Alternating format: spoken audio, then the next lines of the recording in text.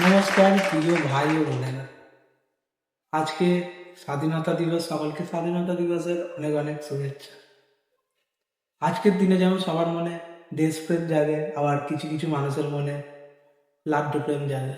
আরে যা তা। আমরা সকলেই হয়তো ভাবছি যে এই বক্তা খেয়ে আর নিশ্চয়ই আমাদের নিয়ে বলছেন, না না, শুধুমাত্র আপনাদের নয়, আমিও ওই দলেই আছি।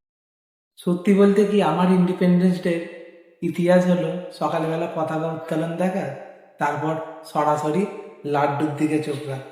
দেশপ্রেম পেটে নামাতে হয় কিনা। দূর মশাই, আপনি নাবুন তো।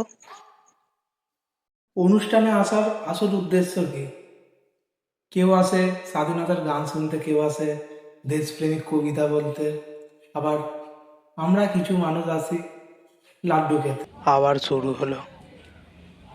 আর দেখি এবছর লাড্ডু ছোট দিল নাকি বড় দিল।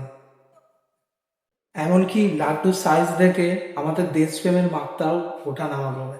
যেমন বড় লাড্ডু পেলে মনে হয় এই তো আমাদের স্বাধীনতার আসল ফল, মানে লাড্ডু। আবার ছোট পেলে মনে হয় আবার আন্দোলন করা দরকার, গো ব্যাক হেডমাস্টার। আরে আর একটা কথা বলি, আমিও নিজেও একটা বেকার, তাই সময় কাটানোর জন্য ইন্ডিপেন্ডেন্স ডেতে অনুষ্ঠানে এসেছি। এটা আমার কাছে একটা অফিসের মতো, বস নেই কিন্তু লাড্ডু আছে।